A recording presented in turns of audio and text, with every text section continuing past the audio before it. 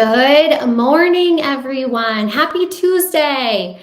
I am so excited, and you guys are in for a treat today. We have Caleigh in the house, who is co-creator of All Things Podcasting.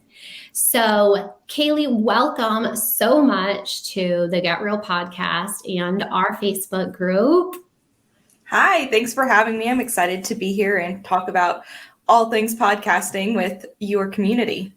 Yay, we're so excited. And I think this is going to be an amazing episode with lots of impactful items to take away. Caleigh, can you take just a second and tell everybody all about what you guys do at your company, All Things Podcasting. And then, we're going to get into a little bit about why real estate agents should start a podcast and what that would look like. So let's hear all about your amazing business you have. Yeah, of course. So I own All Things Podcasting. It's me and my best friend that run it together. So that is super fun. But I started as a VA in 2019 and very quickly realized I should, niche down and find what it was that was my thing. So after dabbling in Facebook and Instagram ads and funnels and all of the things, which are still skills that I use today. So I'm grateful that I did all of those things. But I decided to niche down into podcast management because I noticed that I had never invested in something like a course or a program or anything like that without first binging that person's podcast to really build that know, like, and trust, get to know who they are, what they're about. So I decided to niche down into podcast management because I noticed the impact that it had on me. And so I was like, it must have that impact on other people looking to make purchasing decisions as well.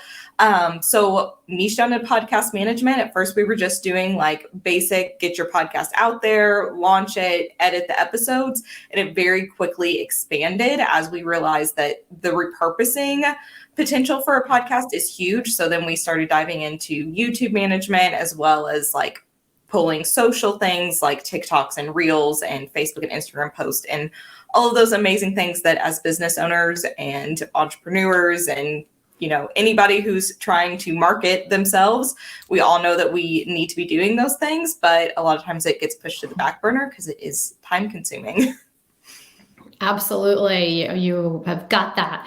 And I think, a lot of people in our community as agents and stuff definitely just really get overwhelmed with all of the platforms and the processes. A lot of the personalities that make real estate agents successful is they're just like the doers. They just go, go, go, but they don't do a lot of the detailed things and stuff. So that's why they really struggle a lot with social media in general. So I definitely can see why, you started your company and why it took off and was so successful so quickly too.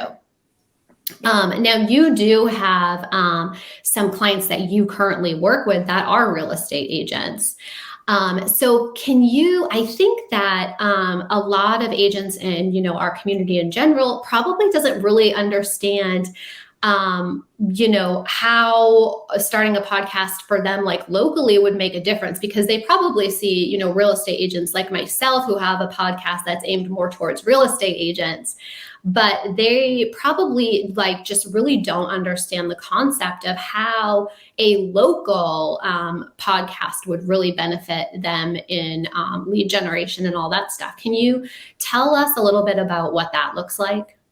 Yeah, so that particular podcast, it is a little bit different because they have so many different facets of their business. So they're a couple, and one of them is a realtor, and the other one is kind of the CFO of their company and runs all these other things.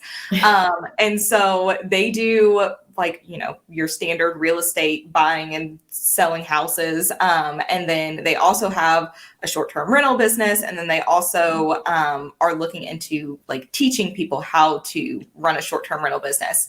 But they go through different seasons on their podcast. So we do have seasons that are focused on building up that local real estate presence and pulling people in. And we're located in Louisville, Kentucky. They're local to me, so that's always kind of fun. And what we really focus on during those seasons, where we're focusing on that local real estate, is talking about the different neighborhoods, the benefits. Like if you're looking for these things in a neighborhood, this is the neighborhood you should move to. If you're looking for schools, if you're looking for, a more like active single kind of vibe, or, those different things that people are going into their home buying decisions looking for those things, but they're not really sure. Like, especially we transplanted to Louisville 6 years ago, had no idea what neighborhood we should live in. So like, I wish that I would have known about their podcast then, because I would have listened and figured out what neighborhood should we live in, where should we be looking, like where can you get your best bang for your buck, all of those things. So that's kind of how those seasons play out, where they are focusing on the local market. Yeah, I definitely can see that. And would be a really great lead generation or marketing aspect if people are not that big into video too, right? I mean, they don't have to do a live video podcast like I do. They could just do the audio, right? Yeah, of course.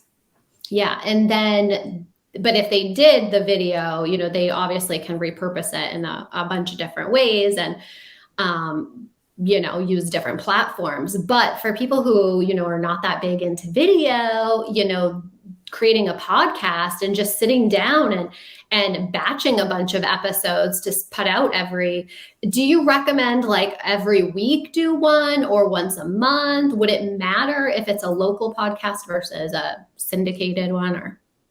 Yeah, so it does somewhat matter. Like around here, Derby season is huge, right? So like our local client, they do a whole like month's worth of Derby content about like where you could have family come stay and what short-term rentals and what neighborhoods are good and all of those things. So like there are different, depending on your local area, like what's big in your area. Like is there apple orchards? We have friends from Michigan. They're like all the apple picking. So like has a seasonality to it, to where like you're talking about local things at a different time, because that's what's going to be top of mind for the listener. Like if it's fall and they're talking about going to a pumpkin patch with their kid and they're like, oh, I'd love to live by a pumpkin patch, those kinds of things that come up like very seasonally for us in our brains. So there is there's different ways to look at it and different ways that you can approach it. You could definitely do what we kind of call a pod funnel, where you're going through, say, 10 to 12 episodes and talking about the different neighborhoods in whatever city you're in. And that can stay the same for years. And you just keep that up there. When somebody comes to you and is like, I don't know what neighborhood I want to live in, you send them that podcast. And so they're able to listen to, an episode based on what neighborhoods they have in mind. And that content isn't really going to change very frequently. So you can leave it up there for years. And then if something big changes in a neighborhood, you could always re-record, take that episode down and put the new one up. So they would be kind of like a playlist. Right. I love that. So probably doing it weekly would be the best, because they can just change, they could do, a monthly market update, but then every week they could do something, different. And I know in a lot of areas, during the warmer months and stuff, there's a lot more festivals and, a lot of outdoor events and stuff. So it might be a better time to do that, but it's not to say that they can't do like specialty episodes, right? Where they, pop on extra times or something. Yeah, of course. And you can always start with like those first, 12 episodes going over, how to decide what neighborhood to live in, breakdowns of all the different neighborhoods, where you get the biggest bang for your buck, all of those things. And then do that as like season 1, and then have season 2 be focused more on community and events happening. And then you could do season 3, once you've built up that audience, get into like featuring different like contractors or brokers or people to work with through the house buying decision, because once you've built that listenership up, those people are more likely to pay you to be a guest on your podcast. Oh, I love that. Revenue streams. Right. How is there a specific amount of time that that episode should be, like the length of the episode that is the best, where people don't get bored and fall off, or Yes, there definitely is. So we like to shoot for between 15 and 30 minutes. If it's a guest interview, sometimes we'll go up to like 40, 45, but really like that 30-minute mark is the sweet spot, to where you're giving enough information that people feel like they gained something, but they're not feeling like, oh, when is this episode going to end? Like, I'm tired of hearing about this subject, or like they click away from it before they get to the end.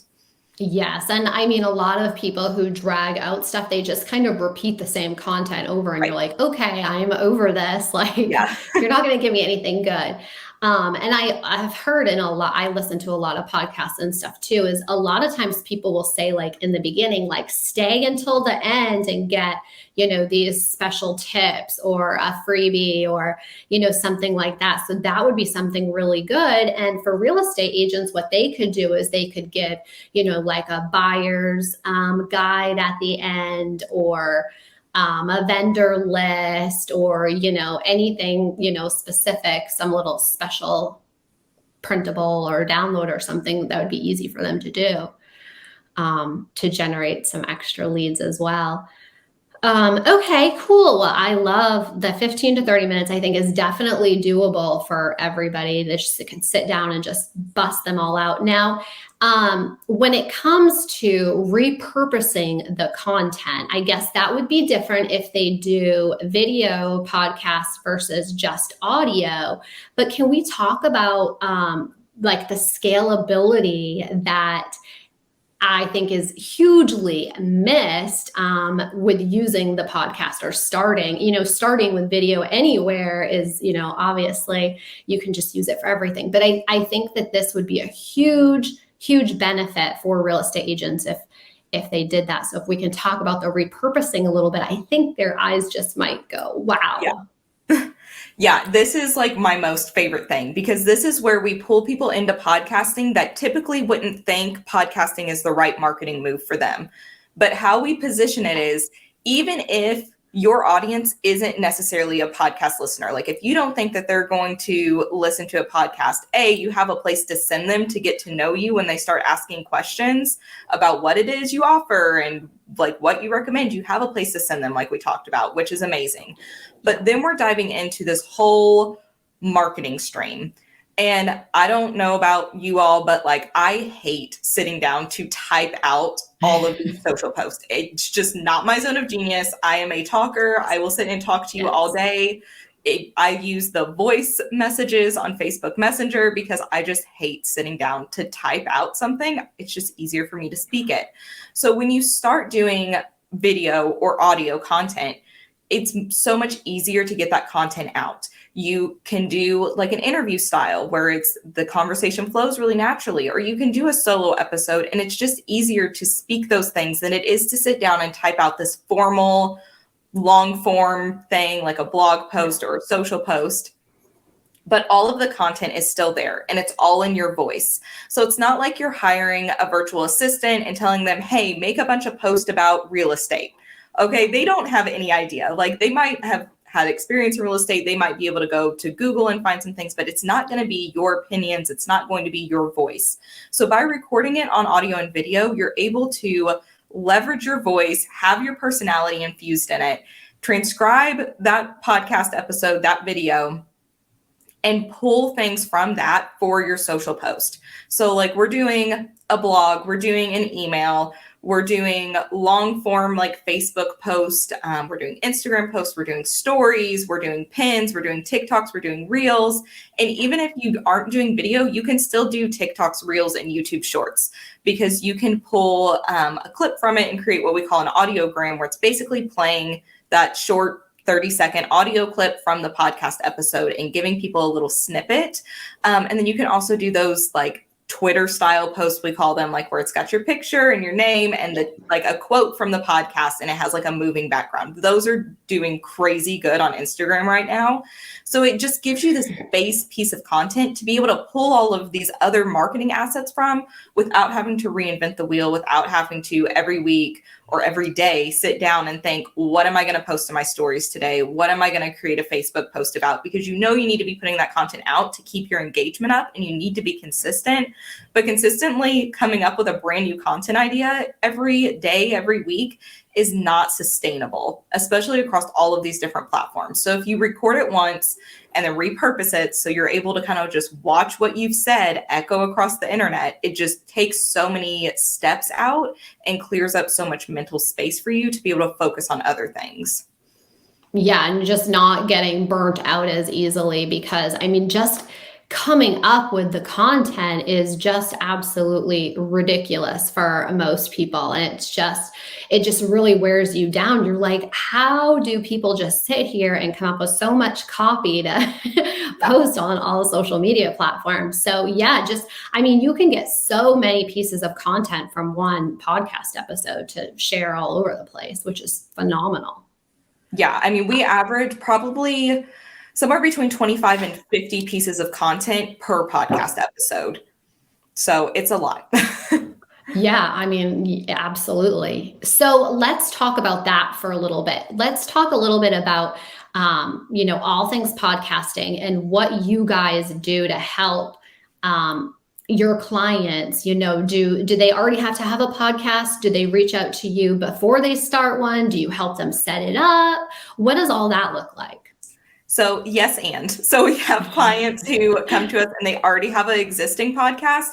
In that case, what we usually do is we do an audit first, because most of the time they've kind of DIY'd the beginning stages. And so we want to make sure that nothing was missed and everything is optimized, and that they're, getting the best leverage out of their podcast possible. So we kind of start with an audit, or we can do a full launch for someone who has not started their podcast yet, just A to Z. We do all the scripts, all of the cover art, all of the graphics, all of the submitting to the platforms, all of the things. And then it kind of rolls into management from there. So we do monthly management, where basically the client drops their audio or video into a Google Drive. We take it from there, edit it, add their intro and outro, publish, repurpose, all of the things. And we also have like smaller, more broken down options for that. Like our most popular package right now is actually just doing podcast coaching monthly to kind of talk about what you should be talking about, what keywords are coming up, what kind of episodes you should record, how we should title them, and then adding that repurposing piece for 7 pieces of content a week. And like we're scheduling those out to everywhere. So we're creating 7 pieces of content, but like most of our clients have Later to schedule. So any platform that Later you have connected to it, we'll schedule those pieces out. So it's like 30 pieces of content really across all the platforms. So that's like our most popular package right now, which is really interesting because it's not involving any editing. We're not doing the editing. We're solely doing that repurposing and then coaching our clients on what exactly they should be talking about. And then we also have programs to teach you how to DIY. So it's a wide range. We've really worked really hard over the past 2 years to kind of make an option for everybody where they're at, and, provide them with something so that they can get started. And then down the line, as they're ready to outsource or add new things in, that they can do that. So, I mean, yeah, you definitely offer like a whole slew of programs and the course, and then a la carte packages that they can do, which obviously will fit everybody's budget, of course. Right. So Caleigh was super kind to give us a freebie to share with all of the agents. Do you want to tell everybody what that is? Yes. Which freebie did I give you? It's the launch list. The launch challenge. Okay. I couldn't remember. I have a bunch. So yeah. So the podcast launch checklist basically walks you through that like big question of what exactly do I need to do in order to get this podcast launched? And it's step by step in the correct order so that you have everything done like as a stair step. So you aren't going to be doing something and then have to go back and change it later because you didn't know this or you didn't have this thing in place. So it's a really clear way to kind of break down exactly what you need to do, and then also look at it as a whole and say, what pieces of this am I comfortable doing myself? What do I need to outsource? What do I have no idea what this thing means and I need to go to Google and figure it out? And it just gives you a really good idea of like the work involved and what exactly it's going to take to launch your podcast. Yeah, absolutely. It definitely. I wish I had that when I got started. I'm still going to download it though. But I think, you guys, this is really amazing. I'm going to share the link for this for you guys to download, because I encourage everybody to look further into creating a podcast for your real estate business. I think that people think that it's a lot harder than it is. And you don't have to make it that complicated. It can be very easy, basically just what you're already trying to do on social media, and you're just turning it into your voice, basically, unless you want to do the videos as well. Something else too is you guys have a free Facebook group about podcasting. And I know that has grown really quickly as well. Do you want to share a little bit about what the purpose of that group is and what happens in there? Yeah, so our group is called All Things Podcasting, and you all can get the link for that. But it is like we go through literally all things podcasting. So if somebody asks a question in there, I go live every Tuesday at 2:30. And go through, and if somebody's answered or asked a question or something's been coming up a lot in the group, I will go over and answer those questions inside the group, so that we're really meeting people where they are. Again, that's kind of like the whole thing is we get new people in that group, and we have people who are ready to transition from just having a podcast and move into YouTube. So as I see those patterns come up, those are the things we're talking about. People are always posting questions, and I'm always hopping in there and answering things. We have people networking, getting guests on their podcast and finding places to be a guest. And so it's just a really great place to kind of go to, like, not only get podcasting advice, but also just like marketing advice in general and network and connect with people. Yeah. And with, all the platforms and stuff always changing and stuff too, it's great to have that community to come together and be like, whoa, like this changed. What are you guys seeing? What do you suggest? Just coming together and collaborating is phenomenal. And it's amazing that you go live and you're offering, this free advice and training and stuff so openly as well. So we're going to share the link to the Facebook group, the links to their website, their freebie list for everybody who is thinking about, and if you're not, you need to be thinking about creating a podcast, and the social media platforms as well, where you guys can reach them and connect as well, because I really, really, really hope that you guys listen to Caleigh's advice and stuff, because this is such a missed opportunity. I know I've said it a couple of times already, but I'm just going to keep saying it because this is something I believe in that you guys should be doing. And it is so much easier than you are thinking it is. And even if you don't think you have the time, you can't do it, that's what Caleigh's here for. I mean, she can jump in and she can take over. Her whole team can do as much of the work as you need her to, or be as hands off as you need as well.